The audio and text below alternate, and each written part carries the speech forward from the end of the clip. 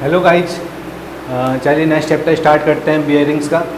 और previous years में आए हुए क्वेश्चन देखते हैं जो गेट में आए हुए हैं। ठीक है, तो सबसे पहले मैं बियरिंग के बारे में बता देता हूँ। बियरिंग क्या होता है कि कोई भी मतलब मशीन है, ठीक है, और उस मशीन में बहुत सारे पार्ट होते हैं। ठीक है, तो हमने कोई एक मशीन एलिमेंट है, मतलब मान लो जैसे ये एक मशीन एलिमेंट है, इसका काम है रेसिप्रोकेट करना इस डायरेक्शन में।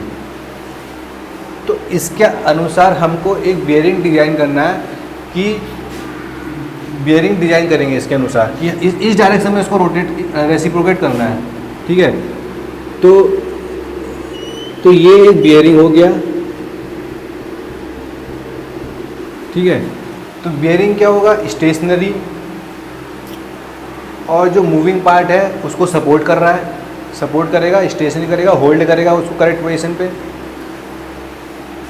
और इस रेसिप्रोकेट कर रहा है तो इस डायरेक्शन में सपोर्टिव है, इसको ये अपना काम इजीली कर पा रहा है। पर अगर इस डायरेक्शन में कोई इस पर लोड लग रहा है,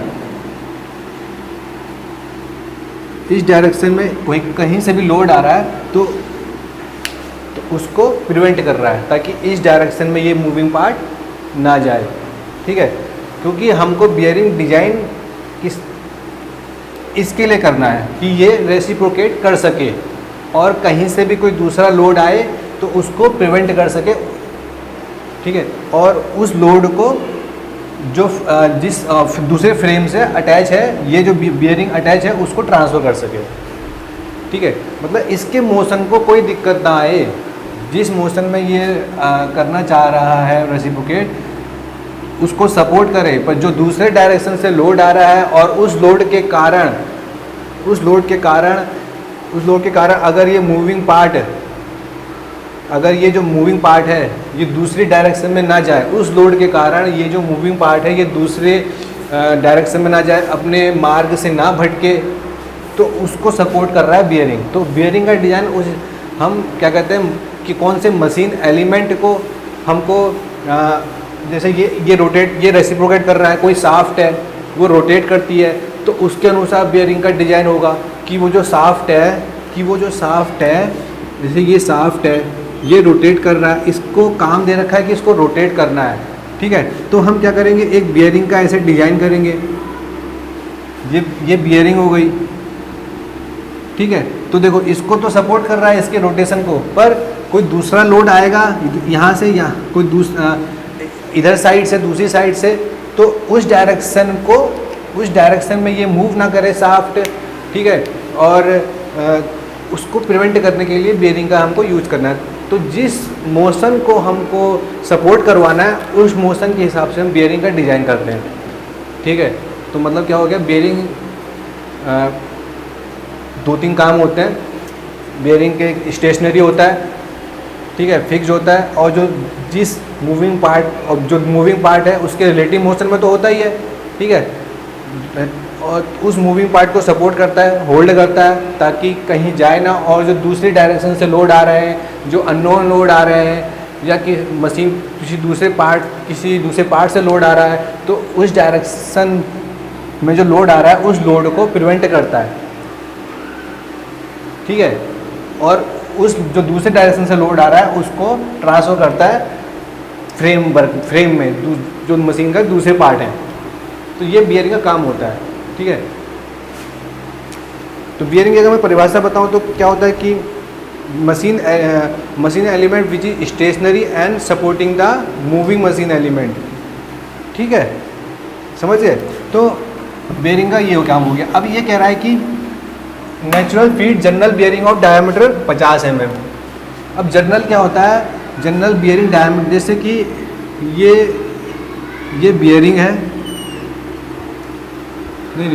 ये बियरिंग है, ये हमने बियरिंग लेगा, और ये एक शाफ्ट है, इतनी बड़ी शाफ्ट है, पर इतना हमने बियरिंग दे रखा है। हमने यहाँ पर हमने इस हिसाब से हमें लगा कि हमें इतना डिजाइन करना है बस हमको।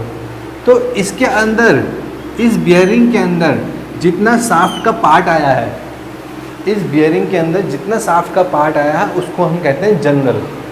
ठीक है, तो उसको हम जनरल कहते हैं, समझ गए।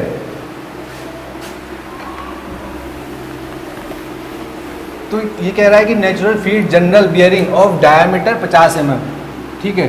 तो जो शाफ्ट का डायमीटर है 50 mm दे रखा है और लेंथ कितनी है उस बियरिंग की 50 mm, ठीक है। मैंने कहा ना इतना जो पार्ट था उसको हम जनरल कहेंगे, उस शाफ्ट को, जो शाफ्ट है और वो शाफ्ट जो बियरिंग के अंदर आई है, जो उस बियरिंग के अंदर आई है उसको हम जनरल कहेंगे। और उसका डायमीटर हमको दे रखा है 50 mm और उसकी जो लेंथ दे रखी है, तो बियरिंग की लेंथ और जो जनरल की लेंथ है वो इक्वल होगी, तो वहाँ पर लेंथ हमको 50 दे रखी है।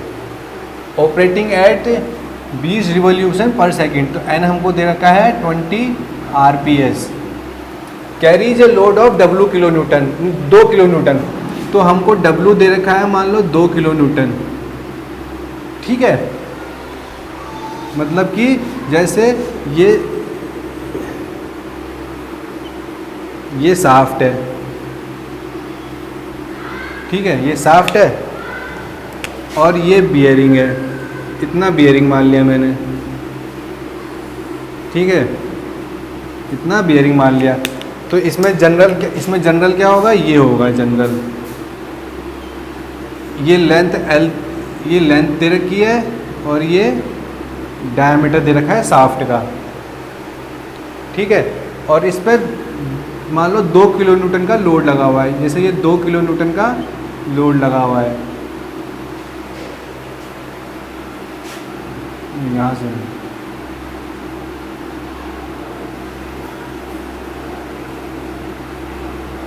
ठीक है।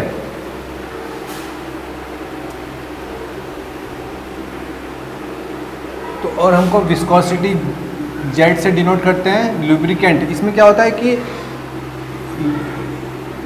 बियरिंग और शाफ्ट के बीच में लुब्रिकेंट डालते हैं। लुब्रिकेंट क्यों डालते हैं, क्योंकि जब शाफ्ट रोटेट करेगी तो बियरिंग और शाफ्ट के बीच में फ्रिक्शन जनरेट होगा, फ्रिक्शन की वजह से पावर लॉस, ठीक है, काफ़ी लॉसेज होंगे, तो उन लॉसेज को ख़त्म करने के लिए हम लुब्रिकेंट डालते हैं ठीक है। तो वो जो लुब्रिकेंट होता है वो इन लॉसेज को ख़त्म करता है।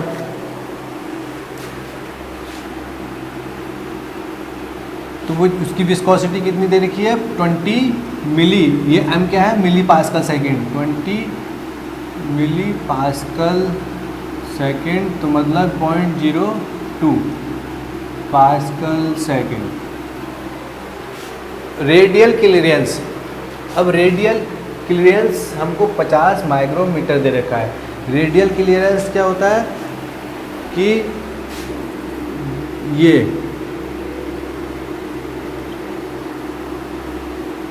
जो शाफ्ट है और जो जनरल है उनके बीच में जो गैप होता है ना, जो गैप होता है वो रेडियल क्लियरेंस होता है। तो वो हमको दे रखा है 50 माइक्रोमीटर, उसको हम C1 से डिनोट करेंगे। तो ये कितना आ गया, 0.05 mm, ठीक है, ये C1। तो हमको Sommerfeld number for the bearings निकालना है, ठीक है। सबने फॉर्मूला पढ़ा होगा सोमरफेल्ड का, क्या होता है, S = ZN/P dy/c का होल स्क्वायर। तो जो यहाँ पर n होता है ये RPS, revolution per second, P जो होता है वो पास्कल में होता है, ठीक है, ये ध्यान रखना। तो यहाँ से हम P निकालेंगे, क्या होगा, W/LD। W कितना दे रखा है, 2000। लेंथ कितनी दे रखी है, पास्कल में निकालना है, मतलब सारी यूनिटें MKS में रखी जाएंगी, मतलब mm को मीटर में कन्वर्ट करेंगे। तो 50 × 10⁻³ D कितना है, ये भी 50 × 10⁻³ ठीक है। तो यहाँ से कितना आया,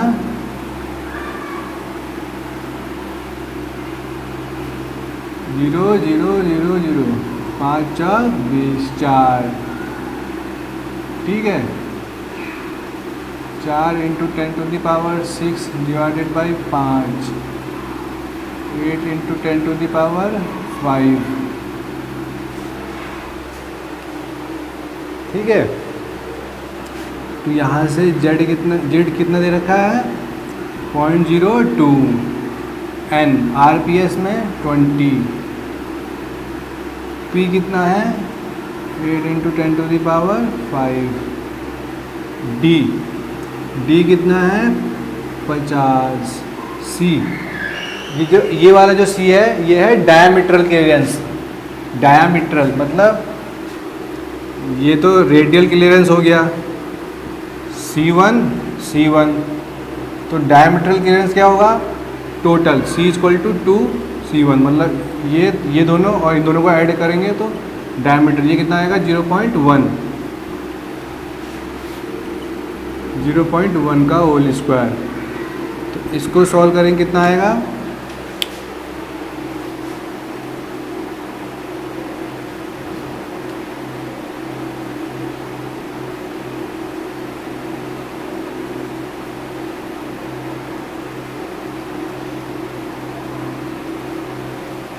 ये आएगा 0.125।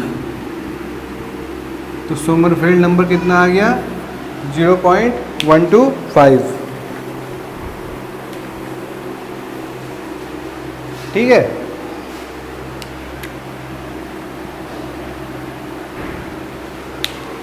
ये डायमीटर हो गया, ये L लेंथ हो गई। जनरल क्या होता है जो बियरिंग जो शाफ्ट का जो पार्ट जो बियरिंग के कांटेक्ट में है, मतलब जो बियरिंग के कांटेक्ट में है वो जनरल कहलाएगा, शाफ्ट का जो पार्ट है। और उसकी लेंथ L है, डायमीटर हमको शाफ्ट का दिया हुआ है D। और क्या होता है कि रेडियल क्लियरेंस क्या होता है जो शाफ्ट और जनरल जो शाफ्ट और बियरिंग के बीच में जो गैप होता है जिसमें लुब्रिकेंट हम डालते हैं उसको रेडियल क्लियरेंस कहते हैं, ठीक है। तो C1 हो गया। अगर डायमीट्रल क्लियरेंस की बात करेंगे तो जो दोनों साइड से C1 और C1 इन दोनों को ऐड करेंगे तो जो उसको C कहेंगे = 2C1, वो हो गया डायमीट्रल क्लियरेंस, ठीक है। अब और ये जो लुब्रिकेंट है उसका विस्कोसिटी दे रखा है। लुब्रिकेंट हम जो शाफ्ट और बियरिंग के बीच में हम डालते हैं जिससे कि पावर लॉस ना हो, फ्रिक्शन लॉस ना हो, ठीक है। तो ये और सोमरफेल्ड का ये फॉर्मूला होता है ZnYP dy/c का होल स्क्वायर। D क्या होता है diameter of the shaft, C क्या होता है डायमीट्रल क्लियरेंस, Z है विस्कोसिटी, N क्या है रिवॉल्यूशन पर सेकंड, N यहाँ पर RPS में डालेंगे, P क्या है पास्कल प्रेशर, ठीक है। कितना प्रेशर लग रहा है P = W/LD हो गया। W इतना किलो न्यूटन का लोड लगा हुआ है साइड से, ठीक है। अब आपको भी पता है कि जब शाफ्ट यहाँ से ऐसे रोटेट, यहाँ ये जो शाफ्ट है किसी से कनेक्ट होगा तो यहाँ से फोर्स आ रहा होगा, प्रेशर आ रहा होगा, ठीक है। तो W/LD हो गया। तो यहाँ से P इतना आ गया, ये हो गया पास्कल में, ठीक है, पास्कल में आ गया। और यहाँ से ये सोमरफेल्ड का नंबर आ गया, ठीक है।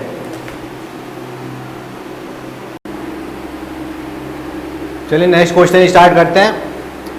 गेट 2008 में ये क्वेश्चन आया हुआ था, ठीक है। क्वेश्चन है ए जनरल बियरिंग के बारे में मैंने आपको बता रखा है। ये जनरल बियरिंग है जे शाफ्ट डायमीटर ऑफ 40 mm, ठीक है। 40 mm शाफ्ट का डायमीटर है and length of 40 mm length है, ठीक है। जनरल बियरिंग शाफ्ट का वो पार्ट जो बियरिंग के अंदर है उसे जनरल कहते हैं। तो उसका लेंथ 40 mm दे रखा है और उस शाफ्ट का डायमीटर 40 mm दे रखा है। Shaft is rotating at 20 radian per second, ठीक है। ओमेगा दे रखा है 20 radian per second and viscosity of the lubricant दे रखा है हमको 0.02 पास्कल सेकेंड। ये मिली पास्कल है 20, तो मिली को पास्कल सेकेंड में 10⁻³ तो 0.02 पास्कल सेकेंड। क्लियरेंस दे रखा है कि ये जो क्लियरेंस है रेडियल क्लियरेंस है, तो C1 क्या दे रखा है 0.02 mm। तो यहाँ से डायमीट्रल क्लियरेंस क्या आएगा C2 = 2C1 मतलब 0.04 mm। तो loss of torque due to viscosity of the lubricant is approximately, ठीक है। Loss of torque, torque loss क्यों होगा? फ्रिक्शन टॉर्क, फ्रिक्शन की वजह से। तो जो फ्रिक्शन की वजह से टॉर्क लॉस होता है वो हमको निकालना है, ठीक है। तो फ्रिक्शन की वजह से टॉर्क, उसका हमको फॉर्मूला पता है, ये TF इज इक्वल टू, ठीक है, हम निकालेंगे पेट्रोफ इक्वेशन से। पेट्रोफ इक्वेशन आपको सबको पता होनी चाहिए। तो वहां से जो फ्रिक्शन टॉर्क निकलता है, फ्रिक्शन की वजह से टॉर्क, उसका फॉर्मूला क्या होता है? Z pi square D cube N dash L divided by 60 into C। यह है फ्रिक्शन टॉर्क। जो लॉस होता है टॉर्क में वो फ्रिक्शन की वजह से होता है, तो यहाँ से फ्रिक्शन टॉर्क, ठीक है। क्योंकि अब ये कह रहा है due to viscosity of the lubricant. अब जो विस्कोसिटी ऑफ द लुब्रिकेंट होगा ना, वो फ्रिक्शन, जो फ्रिक्शन जो जनरेट होगा वो फ्रिक्शन टॉर्क विस्कोसिटी की वजह से होगा, ठीक है। तो यहाँ से हम फ्रिक्शन टॉर्क निकाल लेंगे। तो फ्रिक्शन टॉर्क, तो उसका फॉर्मूला क्या है? ये होगी पेट्रोफ इक्वेशन। तो पेट्रोफ इक्वेशन में जो हम TF निकालते हैं, ठीक है, ड्यू टू विस्कोसिटी, इसमें विस्कोसिटी का टर्म आ रहा है। तो यहाँ से हमको Z पता है, विस्कोसिटी, पाइप अननोन है, D डायमीटर हमको पता है, एन डैश जो है वो क्या होता है? रिवॉल्यूशन पर मिनट। यहाँ पर एन डैश जो है वो रिवॉल्यूशन पर मिनट है, और जो N होता है वो रिवॉल्यूशन पर सेकंड। तो यहाँ से एन डैश हम क्या निकालेंगे? हमको क्या पता? हमको ओमेगा पता है। ओमेगा क्या होता है? 2 पाई n, ठीक है, डिवाइडेड बाई 60, ठीक है। पर यहाँ पर जो ओमेगा दे रखा है वो कितना दे रखा है? 20 रेडियन पर सेकेंड। तो यहाँ 20 रेडियन पर सेकेंड 2 पाई n। तो यहाँ से जो n आएगा वो क्या आएगा? रिवॉल्यूशन पर सेकेंड। तो 2 10, तो यहाँ से क्या आएगा? 10 बटे पाई रिवॉल्यूशन पर सेकेंड। तो यहाँ पर जो n डैश है वो क्या होगा? रिवॉल्यूशन पर मिनट। तो मतलब 600 डिवाइडेड बाई पाई रिवॉल्यूशन पर मिनट। L क्या है? लेंथ हो गई, और C क्या है? डायमीट्रल क्लियरेंस, ठीक है। तो हम सारी यूनिट सेम रखेंगे, तो जिससे हमारा आंसर सेम आए। तो Z क्या है? Pascal second. इसको हम 0.02 न्यूटन सेकंड पर मीटर स्क्वायर भी कर सकते हैं। तो ये MKS में है, तो सारी यूनिट हम MKS में रखते हैं, ठीक है। तो 0.02 ये हो गया पाई स्क्वायर। D क्या है? डायमीटर। डायमीटर भी हम किसमें रखेंगे? MKS में। तो mm में दे रखा है, मीटर में करेंगे तो क्यूब। एन डैश क्या है? RPM, मतलब 600 डिवाइडेड बाई पाई रिवॉल्यूशन पर। लेंथ कितनी है? 40 mm। इसको भी हम मीटर में करेंगे, ठीक है। और 60 मल्टीप्लाइड बाई C क्या है? डायमीट्रल क्लियरेंस। तो ये भी किस में दे रखा है? mm में। इसको भी 10 टू द पावर -3, ठीक है। अब इसको सॉल्व करेंगे। 10 to the power -10 to the power 3 cut गया, एक पाई से ये पाई, ठीक है। 0.02 से 0.04, ठीक है। 60 10 बार, 2 दूनी 4, 2 दूनी 20 हो गया, ठीक है। नीचे के सारे टर्म कट गए, ऊपर क्या क्या बचा? पाई बचा, ठीक है। 40 इंटू 10 टू द पावर -3 का होल क्यूब मल्टीप्लाइड बाई 20 और 10 200। तो ये कितना आएगा?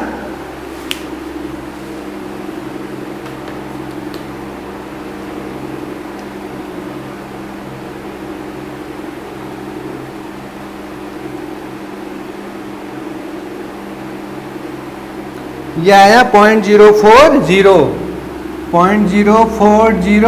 न्यूटन मीटर, ठीक है। तो 0.040 newton metre loss of torque due to viscosity of the lubricant. ठीक है, तो जो टॉर्क जो फ्रिक्शन की वजह से टॉर्क लॉस हुआ है वो आ गया यहाँ पर 0.04 न्यूटन मीटर आ गया। ठीक है, ये जो इक्वेशन है ये है पेट्रोफ इक्वेशन। ये इक्वेशन कौन सी है? पेट्रोफ इक्वेशन। ठीक है, तो यहां से डायरेक्ट क्वेश्चन सॉल्व हो जाता है। इक्वेशन याद करो और फॉर्मूला और रखो। चलिए नेक्स्ट क्वेश्चन करते हैं। गेट 2010 में ये क्वेश्चन आया हुआ था। ठीक है, तो इसमें कह रहा है a lightly loaded full journal bearing है जनरल डायमीटर ऑफ 50 mm। ठीक है, तो जैसे मैंने बताया कि जनरल डायमीटर, तो डायमीटर कितना दे रखा है हमको शाफ्ट का 50 mm। और जो ये बुश बोर है, ये बुश जो है एक ये बियरिंग है। ठीक है, बुश बोर, तो उसका जो डायमीटर D1 दे रखा है वो दे रखा है 50.05 mm। तो यहाँ से अगर डायमीटरल क्लियरेंस C तो वो क्या होगा D1 माइनस D, तो कितना आएगा 0.05 mm। और बुश लेंथ मतलब बियरिंग की लेंथ कितनी दे रखी है 20 mm। If the rotational speed of general, तो जो एन डैश दे रखा है वो दे रखा है 1200 RPM। And average viscosity of liquid lubricant जो जेड हमको दे रखा है वो कितना 0.03 पास्कल सेकेंड। तो पावर लॉस हमको वाट में पूछा है, कितना पावर लॉस होगा ये हमसे पूछा है। तो पावर लॉस मतलब पहले हम टॉर्क निकालेंगे, टॉर्क कितना लॉस हो रहा है। ठीक है, तो वहाँ से पावर क्या हो जाएगा 2 पाई NT/60। तो वहाँ से जैसे पावर क्या होगा 2 पाई NT friction torque divided by 60। तो यहाँ से पहले TF निकालेंगे। TF कैसे निकलेगा? Petroff equation Z pi square D cube N dash L divided by 60 into C। ठीक है, तो यहाँ से मैं अगर पावर की बात करूँ 2 पाई N, ये N क्या है N डैश है, तो 2 पाई N डैश डिवाइडेड बाई 60। तो TF की वैल्यू कितनी है Z पाई स्क्वायर। ठीक है, Z pi square D cube N dash L divided by 60 into C। ठीक है, तो यहाँ से क्या आ गया 2 पाई NT है, TF Z pi square D cube N dash L by 60 C। तो मैं यहाँ से पहले ये वाला टर्म निकाल लेता हूँ। ठीक है, तो पहले मैं TF निकाल देता हूँ। ठीक है, पहले TF निकाल लेते हैं।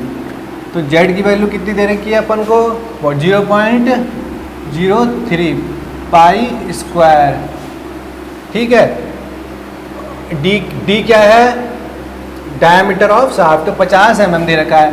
तो हम इसको पहले सारी यूनिट जो है 0.03 पास्कल सेकेंड है, तो 0.03 न्यूटन सेकेंड पर मीटर स्क्वायर। ठीक है, तो हम एम केस में सारी यूनिट लिखेंगे। तो डायमीटर mm में दे रखा है, मीटर में करेंगे D क्यूब। ठीक है, एन डैश RPM में 1200। लेंथ L कितनी दे रखी है 20 mm, मतलब 20 10⁻³ डिवाइडेड बाई 60। C क्या है डायमीटरल क्लियरेंस, वो कितना है 0.05। ठीक है, 0.05 mm है, तो 10⁻³ ठीक है, 10⁻³ से ये कट गया। यहाँ से पॉइंट ये हटाया 5। ठीक है, 5 से 5 चौक 20। ठीक है, 3 दूनी 6, ये 2 छिंग 12 60। तो यहाँ से क्या आ गया, नीचे वाले सारे टर्म हट गए, तो क्या आया TF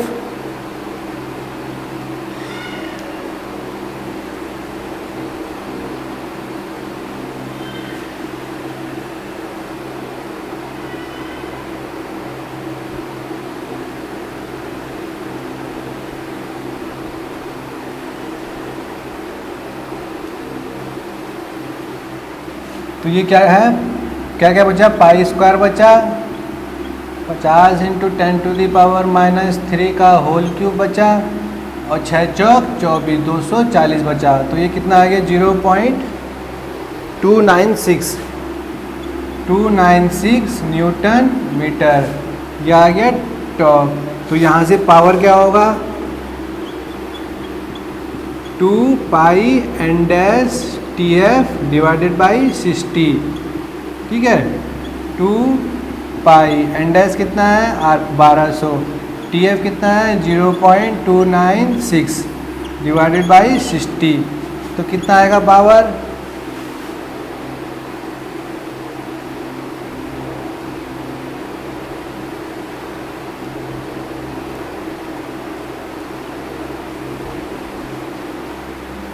(37.2 वॉट, ठीक है। ये आ गया पावर। तो कितना है पावर लॉस, तो ये पावर लॉस हो गया, ठीक है। ठीक है, नेक्स्ट क्वेश्चन स्टार्ट करते हैं। गेट 2014 में आया था, कह रहा है कि एक हाइड्रोडायनामिक जनरल बियरिंग है, ठीक है। आपने, मैं क्वेश्चन कराते समय ये मान रहा हूँ कि आपने हाइड्रोडायनामिक जनरल बियरिंग के बारे में पढ़ रखा होगा, ठीक है। तो हाइड्रोडायनामिक जनरल बियरिंग है, 2000 न्यूटन का उस पर लोड लगा है, मतलब जो W है वो 2000 न्यूटन का लगा हुआ है, ठीक है। रोटेशनल स्पीड 2000 RPM है, भाई 2000 RPM से रोटेट कर रहा है, ठीक है। और जो बोर डायमीटर है, लेंथ दोनों का, मतलब जो डायमीटर ऑफ द शाफ्ट, जो शाफ्ट का डायमीटर हो गया वो कितना हो गया 40 mm दे रखा है, और लेंथ भी 40 mm दे रखी है। बहुत बियरिंग बोर डायमीटर, मतलब मैं जो लेंथ की बात कर रहा हूँ ना, तो ये लेंथ शाफ्ट की लेंथ नहीं है, ये लेंथ उस सेक्शन के, शाफ्ट के उस सेक्शन की है जो सेक्शन बियरिंग के साथ में मौजूद है, मतलब बियरिंग के अंडर में है, जिसने जो सेक्शन बियरिंग ने सपोर्ट कर रखा है उस सेक्शन की लेंथ है। मतलब एक टाइप की बियरिंग की लेंथ हो गई 40 mm, और वो डायमीटर भी कितना हो गया 40 mm, ठीक है।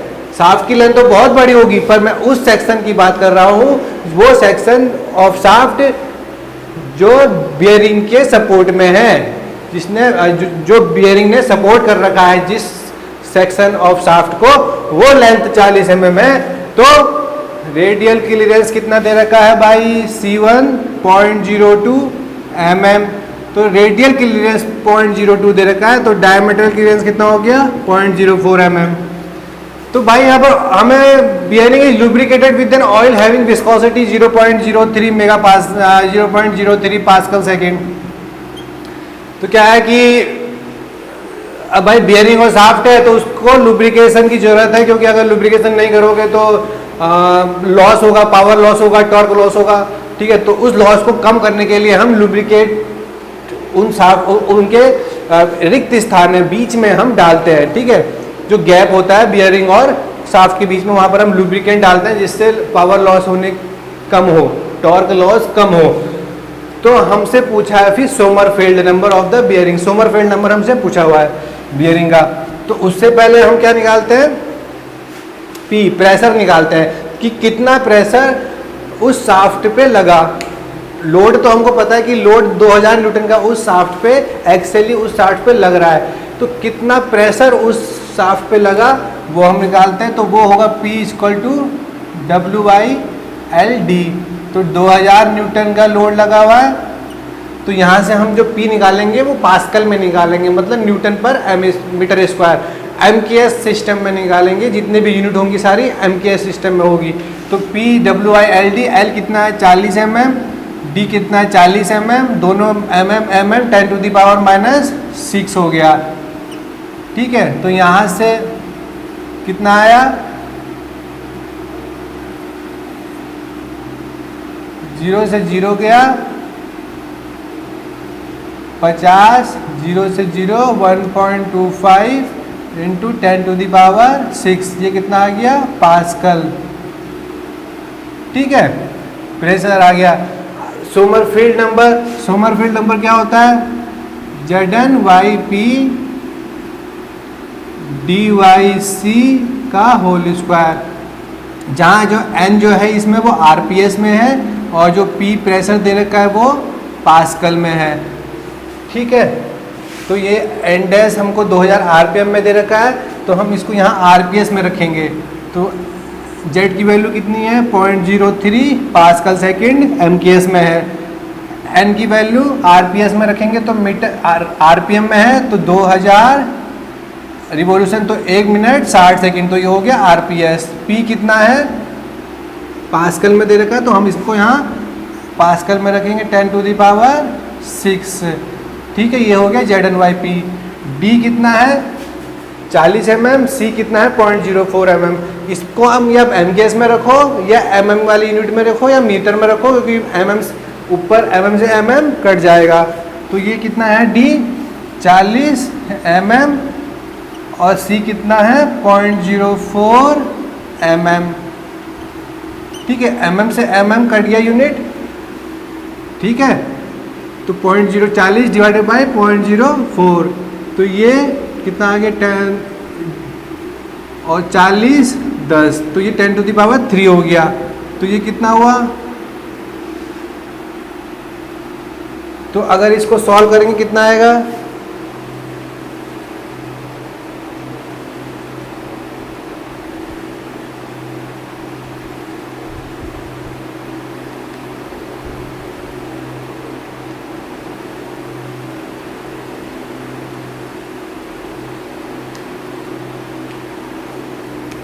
ये आएगा 0.8। तो सोमरफेल्ड नंबर कितना हो गया 0.8। ठीक है।